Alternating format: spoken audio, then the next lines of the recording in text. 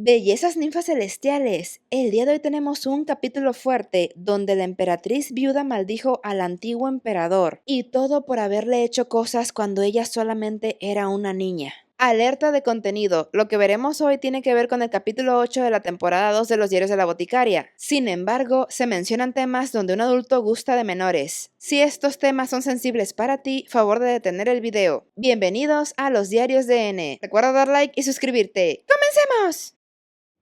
Empezamos viendo a Anshi, la emperatriz viuda con expresión seria. Por su parte, las damas del pabellón de Jade querían que Mao Mao dejara de recolectar bichos, así que la castigaron cambiando su cuarto a un almacén, pero esto para Mao Mao era el paraíso, porque tenía más espacio para sus hierbas y podía hacer ruido de noche. Ella misma le pidió a Hong Niang que la cambiara. Se corrió el rumor de que había una chica rara que recolectaba insectos mientras se reía como loca, y las damas pensaban que esa mujer era Mao Mao, pero Mao Mao automáticamente pensó en Shisui, así que corrió a buscarla. Unas sirvientas no le querían decir nada a Mao Mao porque estaban intimidadas de que trabajaba para Gyokujou. Así que Mao Mao las sobornó ofreciéndoles el pañuelo que Jinshi le había regalado. Las chicas estaban así como, huele a él. Y en su mente sonaba, perfume de gardenias. El punto es que Mao Mao consiguió lo que quería. Le dijeron que encontrarían a Shisui en el bosque de la zona norte del palacio, y ella se preguntaba si ese era su lugar favorito, ya que no era la primera vez que se la encontraba por ahí. Encontró una planta llamada Don Diego de Noche, la cual es abortiva. Esto la hizo reflexionar en que dentro del palacio interno había todos los ingredientes para fabricar un potente abortivo que solían utilizar las cortesanas en el Barrio Rojo. El único ingrediente que no tenían era el mercurio, pero eso se podía haber conseguido durante la caravana. Con todo esto, dedujo que Shin, aun con su meticuloso plan para quitarle el puesto a la consorte Lijua, en realidad no sabía nada sobre medicinas, sino que alguien le había enseñado, y esa misteriosa persona seguía dentro del palacio. En eso se apareció Shisui, saltando como loca persiguiendo insectos. Mao Mao al verla se indignó de que lo hubieran confundido con ella, ya que no tiene esos comportamientos extraños, según ella, pero si fueran hierbas medicinales estaría igual o peor que Shisui. Un bicho se posó en su cabeza y Shisui intentando atraparlo lo aplastó por accidente. Guácala, dijo Mao Mao y se fue a enjuagar el cabello. Detalle aquí, bellezas, en el manga la escena es mucho más chistosa. Sí se ve como el insecto quedó todo embarrado en la cabeza de Mao Mao. Shisui, súper emocionada, parecía enciclopedia, dándole información detallada sobre esos bichos a Mao Mao. De repente se escondieron cuando escucharon que la emperatriz viuda estaba pasando. Se observaba tan joven que era increíble y turbio pensar que era la madre del emperador actual. Ella solamente es 10 años mayor que su hijo. Detalle aquí, bellezas, cuando Mao Mao imita a Shisui el acto de esconderse ante la presencia de la emperatriz viuda, Mao Mao actuó como acto reflejo, pero en realidad Shisui actuó bien. El protocolo dicta que todas las damas de palacio deben inclinarse profundamente cuando ven que alguien de mayor estatus está pasando. Básicamente deben demostrar mucho respeto y no estorbar en el camino. Estrictamente hablando, esto era lo que Mao Mao debería haber hecho siempre que Jinshi y sus secuaces estuvieran presentes, pero ya se estaba acostumbrando a que en la presencia de él no hiciera esto. Ella, sin darse cuenta, ya se siente con más confianza. La emperatriz al parecer se dirigía hacia la clínica, y Shisui le contó que la clínica había sido fundada por ella. En el pasado, la emperatriz viuda ayudó en las reformas para prohibir la esclavitud y que ya no se produjeran más eunucos. A Mao Mao le llamaba muchísimo la atención el cómo Shisui sabía demasiado a pesar de ser una sirvienta lavandera y cómo se expresaba casi con gratitud sobre que la emperatriz viuda era muy buena persona. En un sentido humanitario, es bueno que ya no haya esclavitud,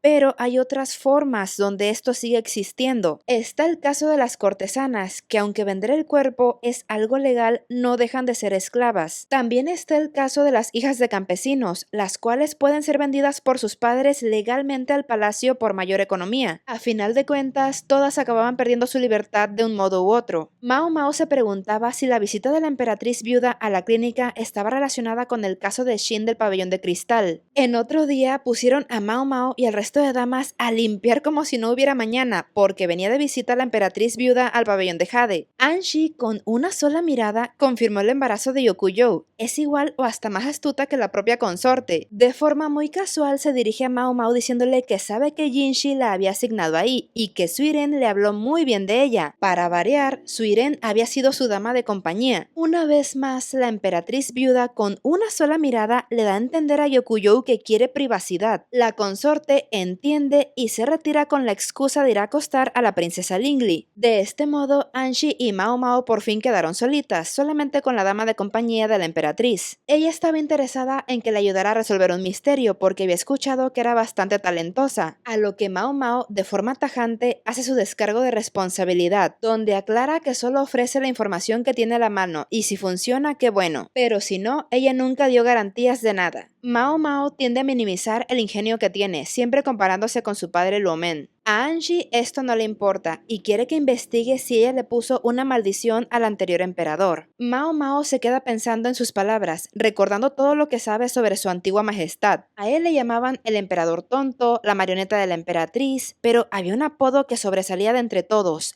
pedófilo. A este viejo asqueroso le gustaban las niñas. La emperatriz viuda era una niña cuando quedó embarazada. Tenía 10 años cuando iba a dar a luz al actual emperador. Obviamente su cuerpo todavía no estaba suficientemente desarrollado para tener un parto, así que le tuvieron que hacer una cesárea para sacar al niño, y el médico que tuvo que ser forzado a convertirse en eunuco para lograr esta cirugía fue Luomen. Todo fue un éxito, y ese niño creció fuerte y sano siendo el actual emperador. Muchos años después, la emperatriz viuda volvió a tener otro hijo, es decir, el hermano menor del emperador. Pero para ese momento la emperatriz tendría aproximadamente unos 30 años y al antiguo emperador no le gustaban las mujeres, sino las niñas. Por lo que Mao Mao sabía, el hermano menor imperial era mayor que ella solo por un año, así que eso le hizo dudar sobre si era realmente el hijo del anterior emperador. ¿Cómo es que ese viejo asqueroso había embarazado a una mujer adulta si las mujeres adultas no le gustan? Así que la otra opción era pensar que la emperatriz viuda le había sido infiel. No eran pensamientos apropiados, así que Mao Mao tenía que cuidarse de no decir eso en voz alta porque podrían cortarle la cabeza. Días después, la emperatriz viuda celebra una gran fiesta del té donde invita a sus 4 nueras, las 4 consortes de alto rango. Esto parecía una escena donde la suegra reúne a las nueras para que se critiquen entre ellas. Aunque era una fiesta, era más bien como un campo de batalla entre mujeres. El embarazo de Yokuyou era un secreto a voces, pero Li Hua no diría nada para que no sospecharan de su propio embarazo. Por su parte, Yokuyou no la criticaría porque Li Hua tiene mejor linaje que ella. Li Shu es tímida, solamente Lou Lan era un misterio. Solo se sabía que es extravagante, pero de ahí en fuera nadie sabía qué podría estar tramando. Hong Niang quiso hablar en privado con Mao Mao. Le dijo que ella sería ese día la catadora. Esto era para demostrar la confianza que le tenían a la emperatriz viuda, por eso no ocupaban a las catadoras oficiales. Aunque lo que a Hong Niang realmente le molestaba era que Mao Mao tuviera que ayudarle a la emperatriz viuda con un misterio. Hong Niang tenía claro que Mao Mao no le diría nada sobre el tema, pero le advirtió que hiciera lo que hiciera, no se atreviera a traicionar a la consorte Yokuyou. Mao Mao, sorprendida, respondió que no quería tenerla como enemiga, y Hong Niang se alegró de escuchar esto. Detalle aquí, bellezas. En el anime, esta escena solo pareciera mostrar la lealtad de una dama a su señora, pero para Mao Mao, este gesto cobra relevancia más adelante, ya que en algún momento ella misma se pregunta hacia quién está su lealtad.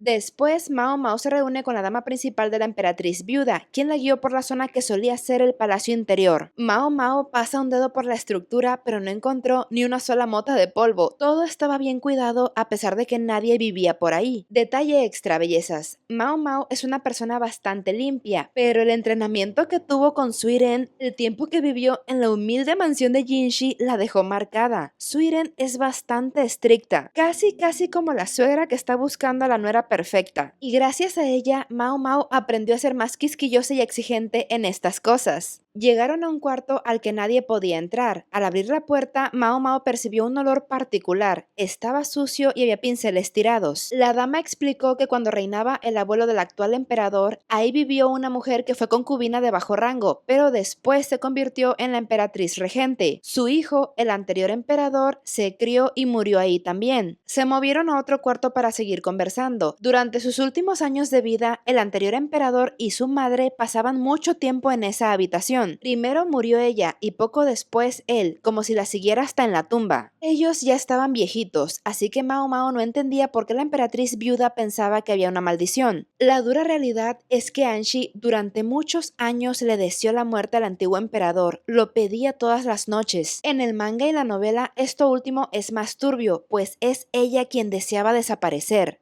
Después de morir, el cuerpo del antiguo emperador estuvo en un mausoleo durante un año, pero cuando el actual emperador y su madre Anshi fueron a ver el cuerpo para enterrarlo, resultó que el cuerpo estaba exactamente igual a cuando había fallecido, es decir, no se había podrido. No sabían qué estaba pasando, así que fueron a ver el cuerpo de la anterior emperatriz, y ese sí estaba descompuesto como se esperaría después de todo ese tiempo. Por eso, Anshi pensaba que había una maldición. Mao Mao es de la firme creencia de que todas las personas tarde o temprano visitan a San Pedro, sean nobles o plebeyos. Todos acabamos siendo besados por los gusanos. Por esto entendía que el caso era realmente extraño. Ese edificio pronto sería derrumbado y querían que Mao Mao investigara el caso antes de que eso pasara. Ella aceptó esto haciendo una petición, y aquí termina el capítulo.